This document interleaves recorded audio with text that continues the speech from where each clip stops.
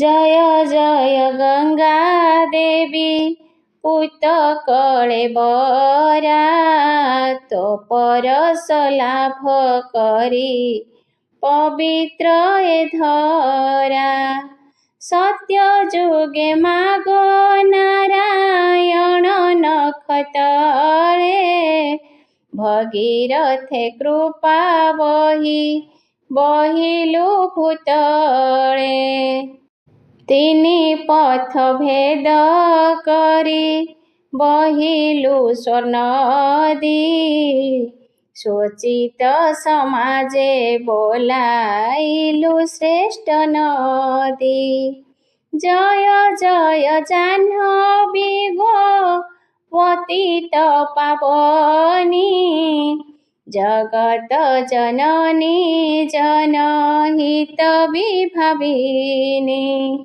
सदा जोगी ऋषि जन निवास तो कूल तो करुणा दाने मुक्ति हेले भानुकूल निरदाने तीरवासी तो सुमनसिनी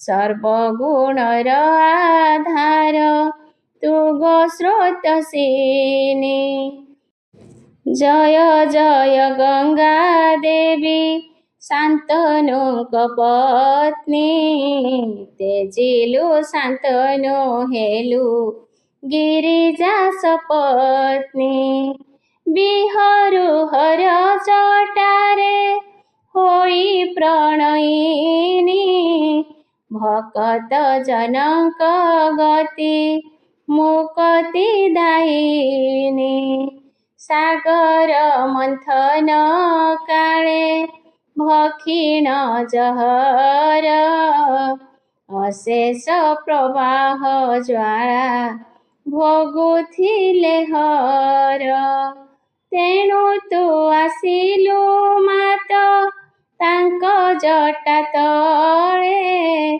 हारी विष ज्वाला हर रहिले शीतळे जय वीर प्रसविनी गांगेय प्रसूता पुण्य तोया चिर श्रोता जाह्नू शिशुता बारिधि सांगरे मिशु बिहरे बिहरी तो नाम जपुछि निय मोकळु सहरी तो नाम जपुछि निय मोकळु सहरी। गंगा महात्म्य प्रथम महात्म्य बंदई देव गणपति अमृत पाने तो समति श्यामल वदन सुंदर अक्षय ब्रह्म रूप जार अंबिका देवी नंदन अनादि ज्योति निरंजन अंधक नामे महासुर बड़े जिणिला तिनि पुर भय कंपई वसुंधरी हरिला अमर सुंदरी देवंक दुख देखी हर चलिले विनाश असुर अंबिका थोई कपिलासे शिव चलिले महारोषे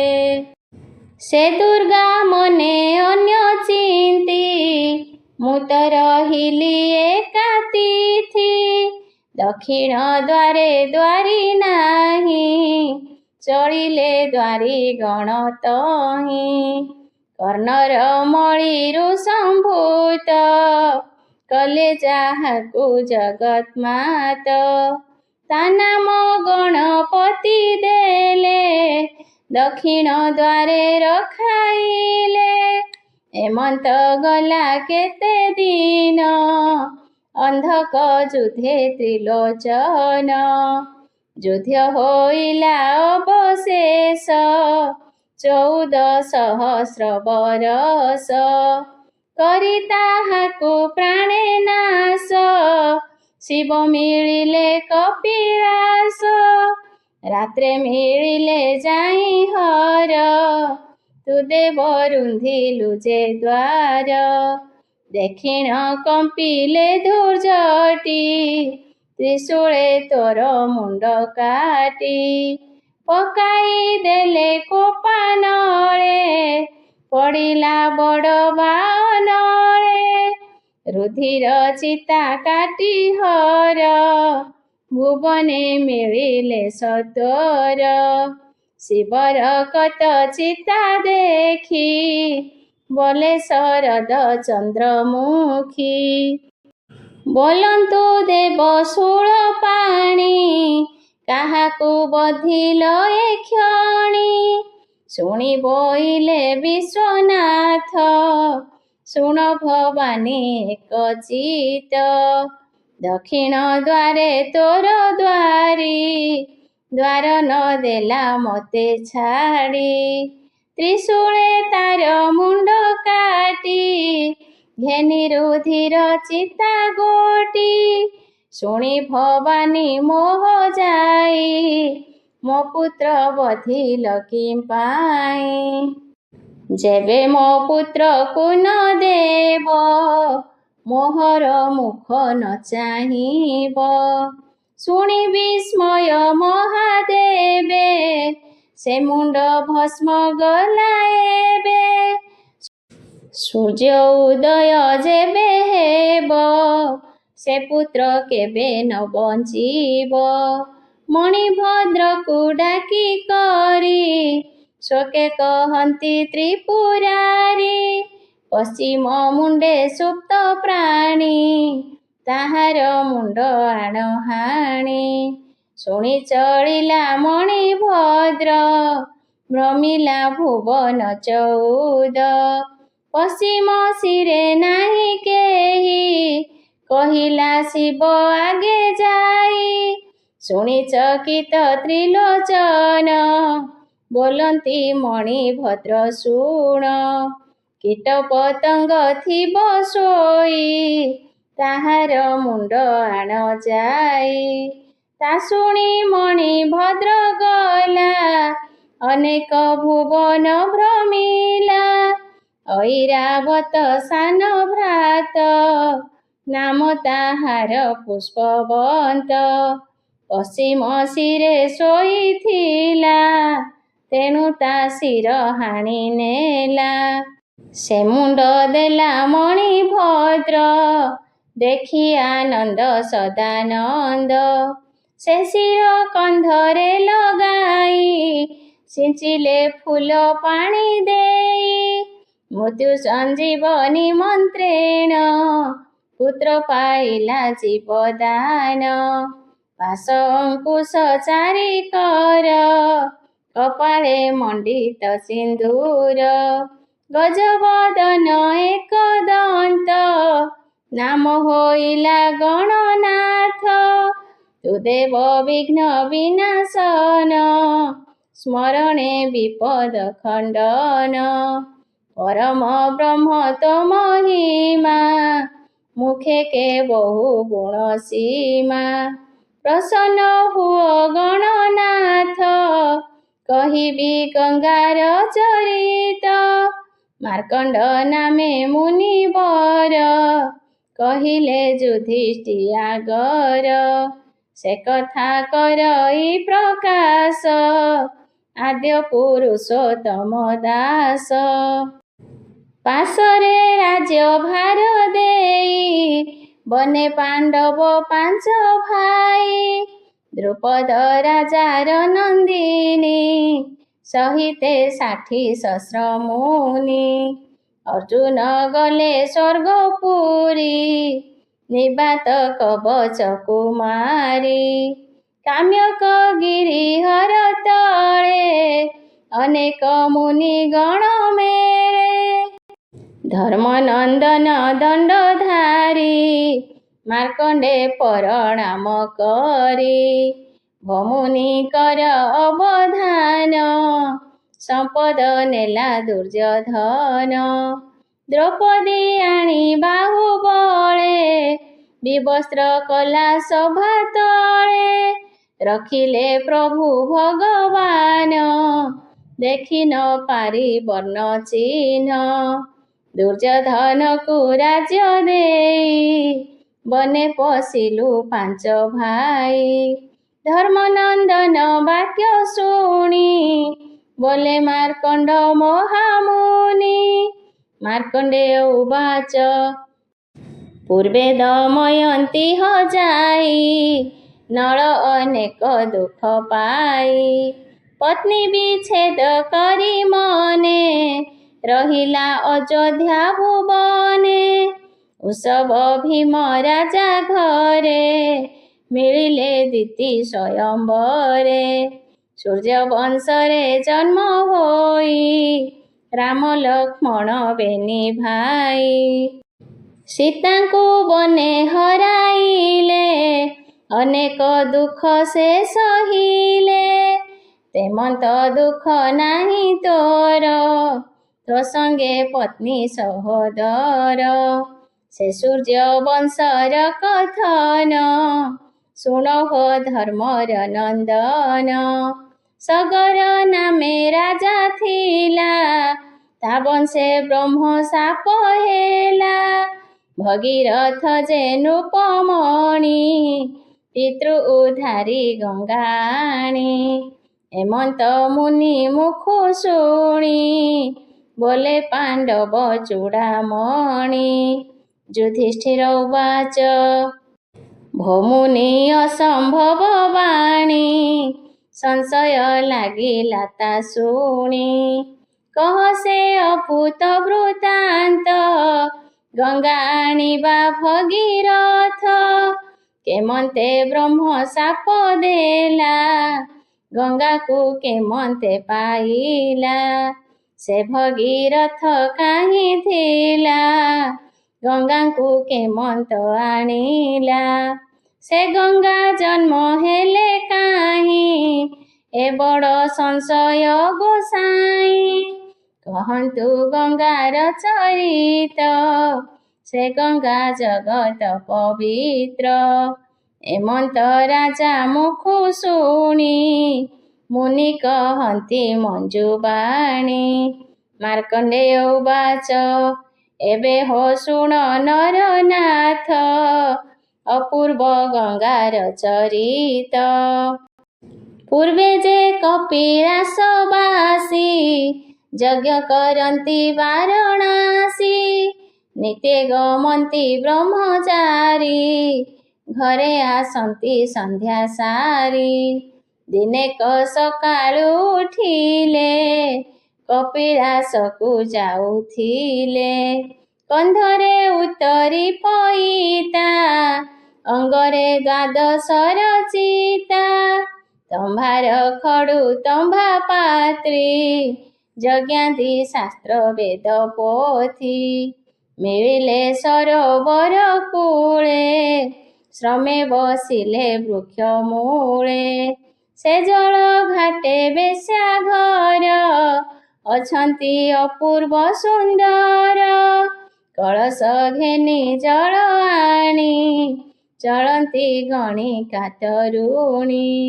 ଦଇବେ ବେଶ୍ୟା ନାରୀ ଗଣେ ମୋହିନୀ ବେଶେ ରାତ୍ର ଦିନେ। ନବ ଯୁବତୀ ଅନୁପମ କନ୍ଦର୍ପ ରସରେ ଉଧାମ। ଉଲଟ ରମ୍ଭା ପ୍ରାୟ ଜାନୁ କୁସୁମେ ସର୍ବାଙ୍ଗ ଚେତନୁ। ଶିରେ ସୁନ୍ଦର ଚାନ୍ଦ ଜ୍ୟୋତି ଡାଳିମ୍ବ ମଞ୍ଜି ଦନ୍ତପତି। ପବନ ଘାତ ପାଇ ବେଗେ ବସ୍ତ୍ର ଉଡ଼ିଲା ଜାନୁ ଯୁଗେ। ତା ଦେଖି ଟଳିଲେ ବ୍ରାହ୍ମଣ ଅଙ୍ଗେ ବିନ୍ଧିଲା କାମ ବାଣ। ଚଞ୍ଚଳା ନାମେ ବେଶ୍ୟା ବାଳି ବିପ୍ରକୁ କୋଳ କଲେ ତୋଳି। ପଣତ ଧରିଣ ବିଞ୍ଚିଲେ ଜଳ ସିଞ୍ଚିଣ ଚେତା କଲେ। ସଚେତ ହୋଇ ଦ୍ୱିଜମଣି ବେଶ୍ୟାକୁ କୋଳ କଲେ ଆଣି। କନ୍ଦର୍ପେ ହୋଇ ସେ ଆତୁର, ମାତିଲେ ବେଶ୍ୟାର ସଙ୍ଗର। ସେ ଦ୍ୱିଜ ଶ୍ରେଷ୍ଠ ହେଲେ ଭ୍ରଷ୍ଟ, ସକଳ ଧର୍ମ କଲେ ନଷ୍ଟ। ବିପ୍ରକୁ ଉଠାଇ କାମିନୀ, ନିଜ ଭବନେ ଗଲା ଘେନି। ସେ ନାରୀ ରୂପ ରସ ବନ୍ଧେ, ବ୍ରାହ୍ମଣ ମଜିଲେ ଆନନ୍ଦେ। ବିନାଶ ନିଜ କର୍ମ କୂଳ, କାମିନୀ ଘେନି କାମ ଭୋଳ। କରମ କର୍ତ୍ତା ଆଉ ନାହିଁ, ଆପଣା କର୍ମ କଲା ସେଇ। ବେଶ୍ୟାର ରୂପର ସେ ଭ୍ରମ, ପାଶୋରି ଯଜ୍ଞ କର୍ମ ଧର୍ମ। ଗୃହ କର୍ମରେ ହେଲା ରତ, ପୁତ୍ର ଦୁହିତା ହେଲା ଜାତ। ଏମନ୍ତେ କେତେ ଦିନ ଗଲା, ମରଣ ସମୟ ହୋଇଲା। କଳ ବିକାଳ ଘେନି ଗଲେ, ଯମରାଜାର ଆଗେ ଦେଲେ। ଚିତ୍ରଗୁପ୍ତ ମନ୍ତ୍ରୀ ବର, କହିଲେ ଯମର ଛାମୁର। ଏ ମୂଢ଼ ବ୍ରାହ୍ମଣ ନନ୍ଦନ, ବେଶ୍ୟା ଭବନେ ଗଲା ପ୍ରାଣ। ଏହାକୁ ଅନ୍ୟ ଶାସ୍ତି ନାହିଁ, ଶୃଗାଳ ଜନ୍ମ କର ନେଇ। ଗର୍ବ କରିଣ କର୍ମ ବଳେ, ଶୃଗାଳ ଜନ୍ମ ମହି ତଳେ। ଜାଣଇ ଜାତିର ସ୍ମରଣେ, ବୁଲେ ଶୃଗାଳ ସଙ୍ଗୀ ଗଣେ। ଏମନ୍ତେ କେତେ ଦିନ ଗଲା, ଶୁଣ ରାଜନ ଧର୍ମ ବଳା। ଅମରାବତୀ ପୁର ନାମେ, ଶୃଗାଳ ବୁଲେ ସେହି ଗ୍ରାମେ। ବିଧବା ସ୍ତ୍ରୀ ରାତ୍ର କାଳେ, ମିଳିଲା କୁପୁରୁଷ ମେଳେ। ସେ ନାରୀ ପୁରୁଷ ମିଳନେ, ଅଗ୍ନି ସଂଯୋଗ ଦାରୁ ଜେନେ। ଗର୍ଭ ସଞ୍ଚାର ହେଲା ନାରୀ, ଦିନକୁ ଦିନ ପେଟ ଭାରି। ସେ ଗର୍ଭ 10 ମାସ ବେଳେ, ପ୍ରସବ କଲା ରାତ୍ର କାଳେ। ଆନନ୍ଦେ ବୁଦା ତଳେ ଥୋଇ, ଘରେ ମିଳିଲା ନାରୀ ଯାଇ। ଦଇବେ ବାଳିକା ନନ୍ଦିନୀ, ବିକଳେ କାନ୍ଦଇ ରଜନୀ। ଶୃଗାଳ ରାତ୍ରେ ବୁଲୁଥିଲା, କାହାର ରୋଦ ନ ଶୁଣିଲା। ଦଣ୍ଡେ ଶୁଣିଲା ସ୍ଥିର ହୋଇ, ଚକିତ ମନେ ବିଚାରଇ। ଦେଖ ଏ କହାର ଦୁହିତି, ପଳାଇ ଗଲା ଅର୍ଦ୍ଧରାତ୍ରି। ଗର୍ଭେ ଧଇଲା ମାସ କେତେ, ଦୟା ନୋହିଲା ତାର ଚିତେ।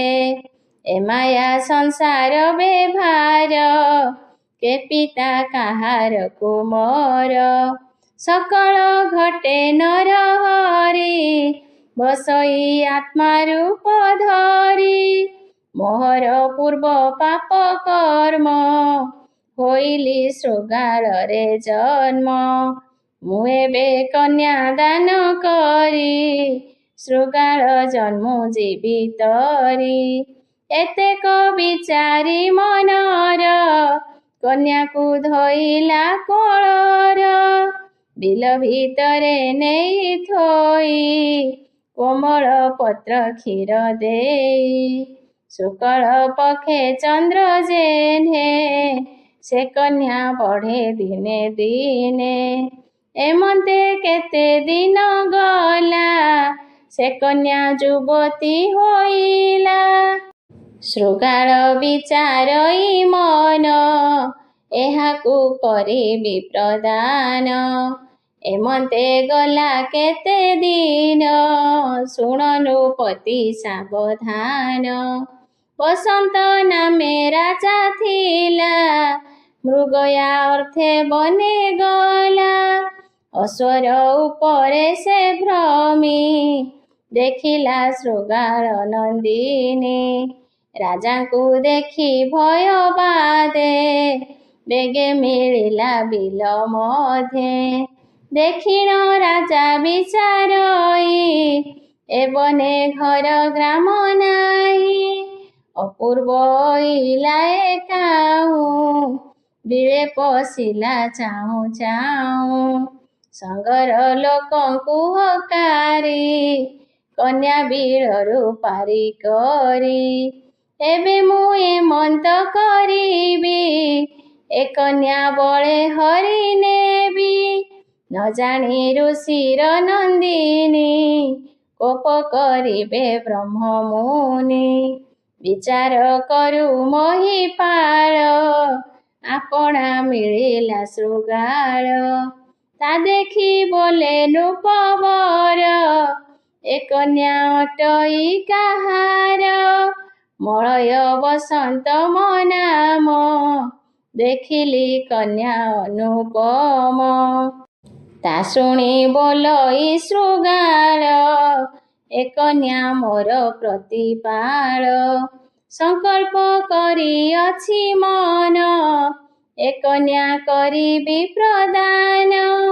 ଶୁଣି ସାନନ୍ଦ ନରନାଥ, ଆଣିଲା ବିଭାର ନିମିତ୍ତ। ବେଦ ଉଚିତେ ଦେଲା ଦାନ, ଯୌତୁକ ଦେଲା ସେହୁ ବନ। ସେବନ ଦାନ ଦେଲି ପୁଣି, ସେବନେ ନ ଖାଇବି ପାଣି। ଏତେ ବିଚାର ଚଳିଗଲା, ତୃଷାରେ ବାଟେ ପଡ଼ି ମଲା। ତତ୍କ୍ଷଣେ ଦୂତ ଘେନି ଗଲେ, ଯମରାଜାର ଆଗେ ଦେଲେ। ଚିତ୍ରଗୁପ୍ତ ବେନି ମନ୍ତ୍ରୀ, ବିଚାର କରି ଯନ୍ତୁପତି।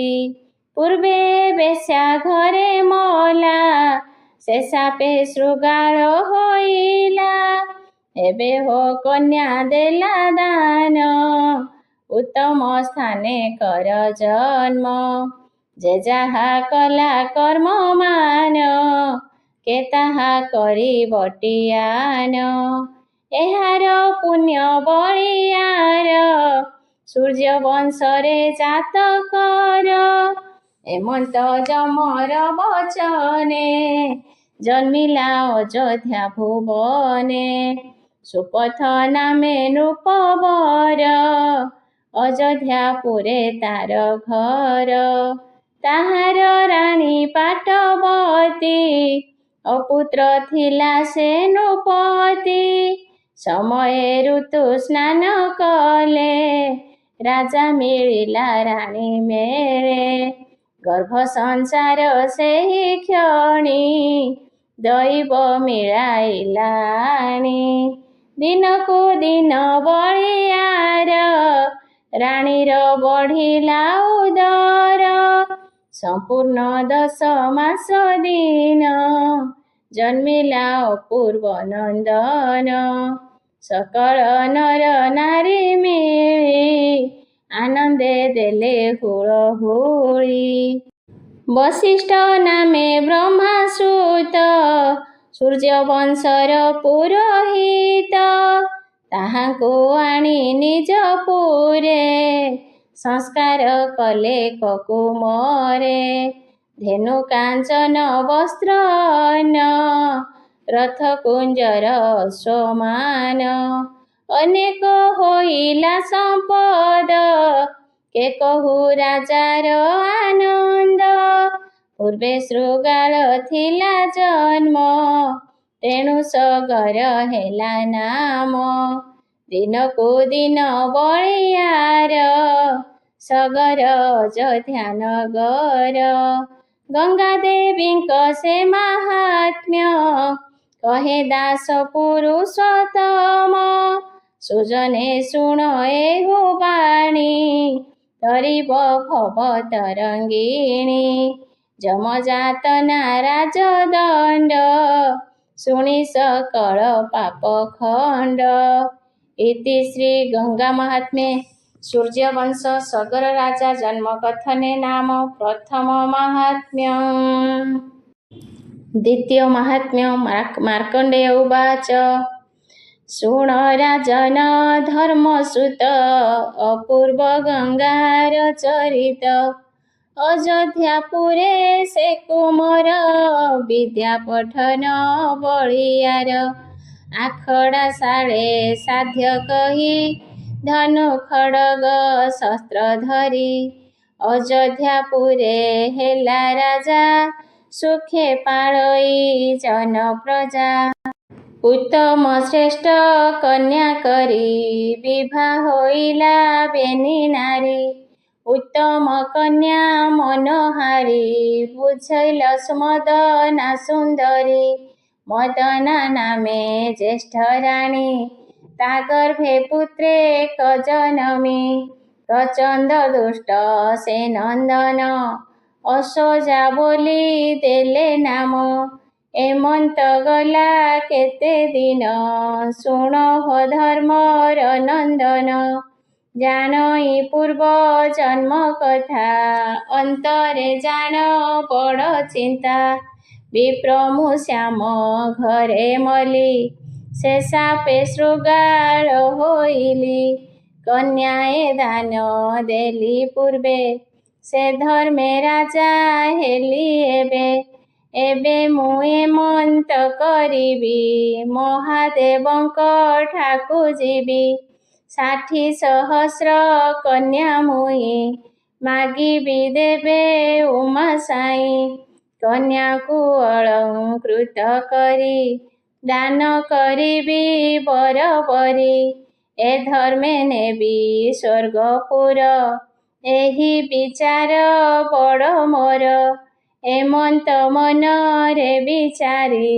मिलिन राणी हंसपुरी शुण सकल राणीगण राज्य संभार किछि दिन मु एबे शिव सेवा करी मागिबी 60 सहस्र बाळी उत्तम बरे दान देई इंद्र होइबी स्वर्गे मुई राणी की बुझाई नरेश मिलिला गिरी कपिलास बसी से काशी नदी कूले तप समाधि जोग बले निद्रा मैथुन दूर करी जल पवन पत्र चिरी शिर बरसा हिम ग्रीष्म तप आराधि महाश्रम चक्षु चंचले काहि ध्यान मन चंचले काहि ज्ञान इंद्र विचले काहि जात जिह्वा विकले काहि सत निष्ठुर तप महाघोर स्वर्गे कंपिला पुरंदर देखि चकित इंद्र राजा गुरु चरणे कले पूजा शुण हे देव बृहस्पति कंपई पुर 12 इंद्रर देखिण विनती कहती देवे बृहस्पति सगर सूर्य वंश राजा शिव चरणे कला पूजा 60 सहस्र नंदिनी संतोषे देव शूल पाणी से कन्या प्रदान करिब से धर्म इंद्र पद नेब एबे तु न कर फाळेणी अणा ब्रह्मार नंदिनी एक्षणी सरस्वती जाऊ सगर राजा कंठे रहू प्रसन्न हेले विश्वनाथ मागिब 60 सहस्र सुत शुणी आनंद सुरपति डकाई आणी सरस्वती इंद्र कहती मृदुवाणी शुण तु ब्रह्मार दुल्हणी इंद्र पद को नेबा पाई सगर तपस्या करई सगर राजा कंठे जाई बसतु माया रूप होई मंचे चढ़िले सरस्वती शुणिन इंद्रंक विनती ତକ୍ଷଣେ ରାଜା ପାଶେ ଯାଇ ବସିଲେ ମାୟା ରୂପ ହୋଇ। ଶୁଣ ହେ ଧର୍ମଙ୍କର ଶିଷ୍ୟ, କମ୍ପିଲା ପୁର କପିଳାସ। ଜାଣିଲେ ସଦା ଶିବ କାଶୀ, କେବା ତପସ୍ୟା କରେ ଆସି। ଅମ୍ବିକା ବୃକ୍ଷରେ ସେ ଶୋଇ, ଚଳିଲେ ଡମ୍ବରୁ ବଜାଇ। ପଞ୍ଚମୁଖରେ ପଞ୍ଚନାମ, ଶିଙ୍ଗା ଡକାଇ ରାମ ରାମ। ଦେଖିଣ ଉଠିଲା ସଗର, ଶିବ ଚରଣେ ନେଲା ଶିର। ନମସ୍ତେ ପ୍ରଭୁ ତ୍ରିଲୋଚନ, ଅନାଦି ଜ୍ୟୋତି ନିରଞ୍ଜନ। ତୁ ଦେବ ଭୋଳା ମହେଶ୍ୱର, ଅଭୟ ବ୍ରହ୍ମ ରୂପ ତୋର। ଅନ୍ଧକୁ ବିନାଶନ କରି, ରଖିଲୁ ତିନି ପୁର ଶିରି। ପିନାକ ଧନୁ କରେ ଧରି, ତ୍ରିପୁରାସୁର ବଧ କରି। ନମସ୍ତେ ପ୍ରଭୁ ବିଶ୍ୱନାଥ, ତବରେ ବଞ୍ଚଇ ଜଗତ। ରାଜ୍ୟର ସ୍ତୁତି ବାକ୍ୟ ଶୁଣି, ସନ୍ତୋଷ ଚିତ୍ତେ ଶୂଳ ପାଣି। କହି ତୁ କାହାର ନନ୍ଦନ, କାହାକୁ କରୁ ଅବାଧ୍ୟାନ। କେବଳ ଦେଶର ତୁ ରାଜା, କାର ଚରଣେ କରୁ ପୂଜା। ସଗର ଉବାଚ, ସଗର ରାଜା ମୋର ନାମ, ଘର ଅଯୋଧ୍ୟା ନାମେ ଗ୍ରାମ। ସୂର୍ଯ୍ୟ ବଂଶରେ ମୁଇଁ ରାଜା, ଶିବ ଚରଣେ କରେ ପୂଜା। ଈଶ୍ୱର ଉବାଚ, ଯେବେ ତୁ କରୁ ମୋତେ ସେବା, ବର ତୁ ମାଗ ଏବେ ଦେବା। ଶୁଣି ସାନନ୍ଦ ନୃପବର, ଶିରେ ଯୋଡ଼ିଲା ବେନି କର। ସଗର ଉବାଚ, ଭୋ ଦେବ ପ୍ରଭୁ ବିଶ୍ୱନାଥ, ଦିଅ ତୁ 60 ସହସ୍ର ଶ୍ରୁତ। ଈଶ୍ୱର ଉବାଚ, ଯାହା ମାଗିଲୁ ତୋଷ ଚିତ୍ତେ, ତାହା ପ୍ରାପତ ହେଉ ତୋତେ। ତୁମ୍ଭି ଫଳରେ ଜଳ ଖାଉ, ରାଣୀଙ୍କ ଗର୍ଭୁ ପୁତ୍ର ହେଉ। ଶିବ ହୋଇଲେ ଅନ୍ତର୍ଧ୍ୟାନ, ସେ ରାଜା ବିଚାରଇ ମନ। 60 ସହସ୍ର କନ୍ୟା ପାଇଁ, ଶିବଙ୍କୁ ସେବା କଲି ମୁହିଁ। କେମତେ କଲା ଭ୍ରମଚିତ୍ତ, ମାଗିଲି 60 ସହସ୍ର ପୁତ୍ର। କଣ୍ଠରେ ସରସ୍ୱତୀ ଥିଲେ, ତକ୍ଷଣେ ଅନ୍ତର୍ଧ୍ୟାନ ହେଲେ। ଏତେ ବିଚାରି ସେ ରାଜନ, ଯେଥିଲା କର ମେଲେଖନ। ଦେବଙ୍କ ମାୟା ନ ଜାଣିଲା, ନିଜ ଭୁବନେ ବିଜେ କଲା।